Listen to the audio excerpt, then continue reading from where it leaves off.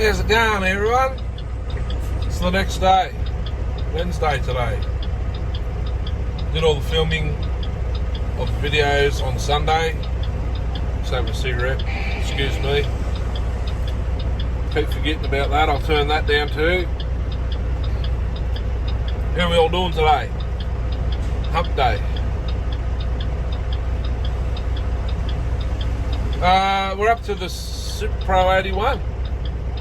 First time I've ever ran it in timber. I do swear in the video, I apologise. Darcy and myself were a bit shocked first time running Super Pro 81. As you know, I've done a few start 'em up videos. That's all I've ever done with the Super Pro 81. Wind that up. It's going to be a little bit noisier than normal. I had the chance to do this video introduction description on my yakking first about 10 minutes ago, but I was building the previous video to this one.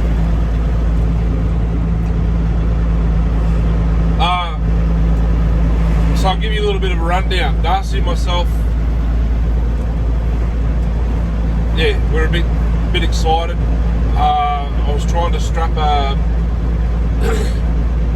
genuine McCulloch 23-inch, excuse me, 23-inch sprocket nose bar and chain. I couldn't find the chain. I got it off a Pro Max 650 that I received. I only wanted the bar and chains, but I had to take the saws, which wasn't so bad. I've got a fair stockpile of 600 Mac parts, but I couldn't find the chain because of the moving house. I still haven't unpacked everything. I still can't because I'm waiting for the toolbox. Waiting for the right toolbox workbench combination on wheels so I can do what I got to do and love doing in the new house. I just can't do it without a workbench that's on wheels at the present moment. So Darcy received a Super Pro 81 at Sawfeast, which was April, May, I can't remember which month. 2 long weekends after Easter, whatever that was. He got it home, it ran mint, Then he brought it to my house. It didn't have barrel in it, so we put barrel in it, barred it up so we can make a test cut in the backyard. Put barrel in it. We got it running. He had I think the condenser failed, so he put an ignition module chip in it. Brought it to my house. He said it doesn't. It sounds like it's firing late or whatever. So I said, bring it to my house. I reckon the polarities of the wrong way around on the ignition chip, because there's the 2 prongs or the single prong types. He had a 2-prong types. It wasn't earthed properly, but it did still run. Just not right. So we sorted that out, got it running, took it outside, left it running for a bit. It got smokier and smokier and smokier. He conversed with another Mac fanatic that knows the ins and outs of the oilers and whatnot on those 700 series saws, or 10 series saws, which the 81's basically a 10 series saw. So he's emptied the drain the oil out, took the pump off, sealed the hole up that goes to the crank spool. Not sealed the hole up, obviously sealed around the hole so it still gets the pulse. Sorted all that out, and he swapped the saw or sold the saw. He didn't get the chance to run it in timber, cutting. And I have never cut with one. I cut with my 850 and my 800. And I didn't really want to take this particular saw out because someone's repainted it. It doesn't look very good from close up, but from a distance it looks pretty good. They've just painted straight onto the steel. They didn't use primer or anything. They've just a pressure packed paint job. I got that 710 auto. I got running further up the channel when I was in the shed or the workshop. I'm gonna talk a little bit on this video because the footage of the saw is not that long. That's all. So I want to explain the journey to this particular moment running the saw in timber. I'll just finish my cigarette, but so he no longer has a Super Pro 81. I have the one you're about to see in the video that you've all seen. I've got a couple of others as well. Super Pro 81s. I've got another late model twin jet carb 81. It's got gobs of compression, but it won't fire. It's had stale fuel in the crankcase for a while. It took a fair amount of time to get that out. Then when I built the ported 610, Darcy and myself, well, Darcy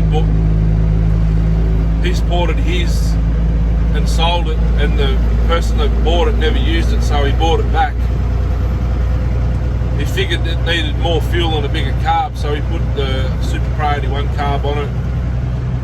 Took it out. There's footage of that saw cutting on my channel.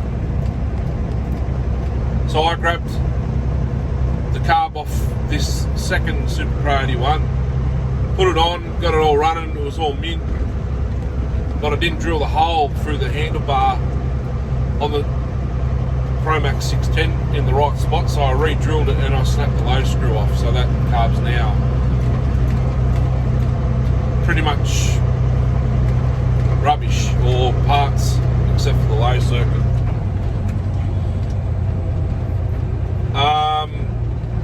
So I've got another old school single jet Super Pro 81 at home with the rubber grip on the rear handle. Basically the more squarer cylinder. It's old. So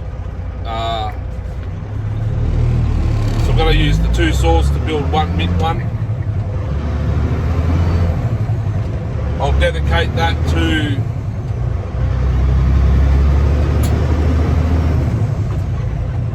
I'll put that in the circulation as the firewood saw, because I want to keep the other one. I actually really want to repaint it properly. It's a shelf queen, basically. I took it out, give it a wrap. Super impressed with it. I had to modify the bar for it to oil. I did all that, but the timber we're cutting, it fills the rails with fibres from the bark really quickly. So you'll see after the first or second cut, it actually gets slower and slower and slower. It's not because of that, it's because it's not getting enough oil. But I hope you enjoy. This is bucket list. There was a bucket list saw to own one, and then to run one in timber was the next mission. Bringing myself to barring it up and actually taking it out and giving it a run, because I didn't really want to wreck the patina, but it's pretty wrecked anyway because of the paintwork. But hope you enjoy. Up next is the two vintage muscle saws in the between the 100 and 130cc class, and then the showdown of the stills. Hope you have a good day. Hooroo. Be kind. Peace.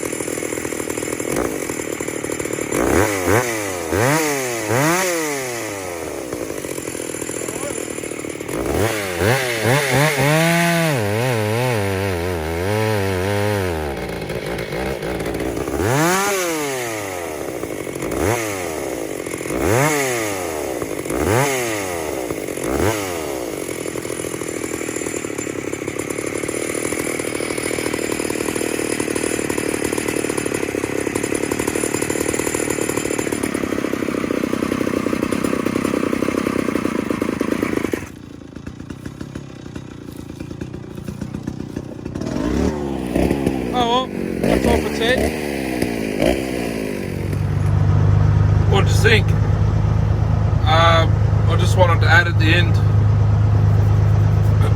of the video, Darcy doesn't really show his reactions, but he'll comment on the video. Don't you worry about that. While I'm sitting here building the video, I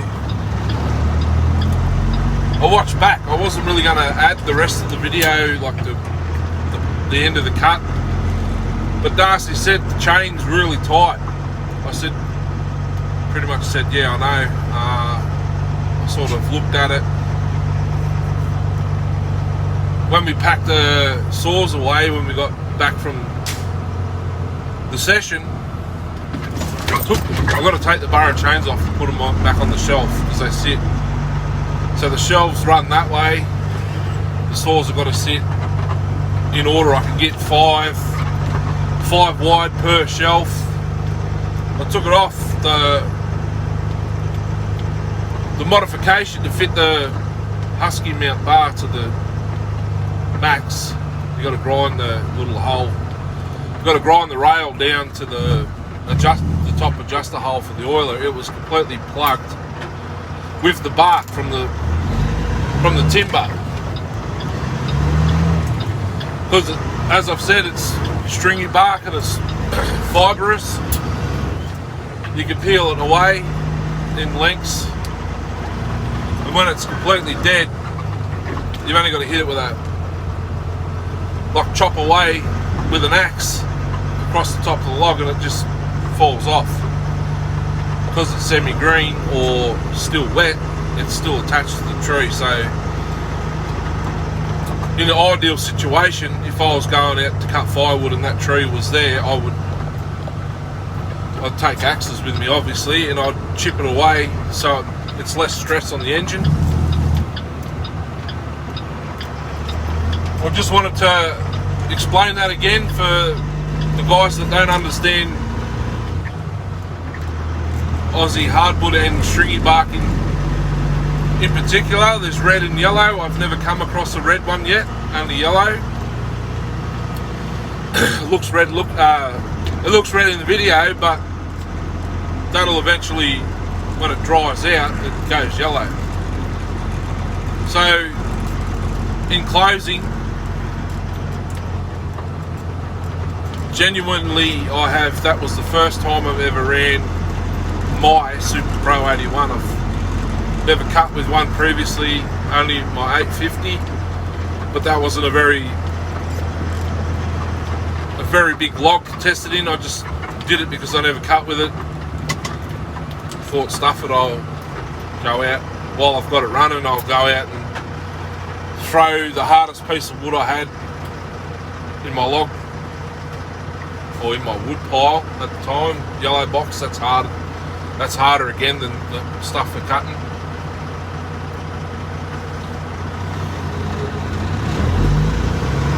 Impressive, very, for a stock saw, which I know there's the different transfers and whatnot. For basically a factory ported 850, that's basically what they are. Anyway, have a good day. I'm out in here. I've got to go driving back to the asphalt plant. While I'm doing that, I'll do the introduction and description video for the next saw that gets used. I could probably make it one video, vintage or antique saws in Aussie hardwood or something like that. Anyway, thanks. If you've got an 81 and you watch the video, I'd like to hear your thoughts on my particular saw. I've owned it 2 years and I've used it once,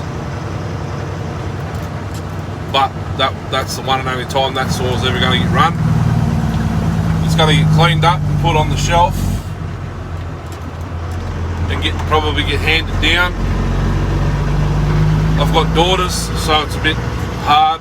Maybe the last one, the baby, she's 2 years old now. She might be interested when she gets older. She's a little bit of a hard head. Anyway, I could yak all day. Thanks for watching, Hooroo. Stick around for the antiques and the big 660s. Hooroo.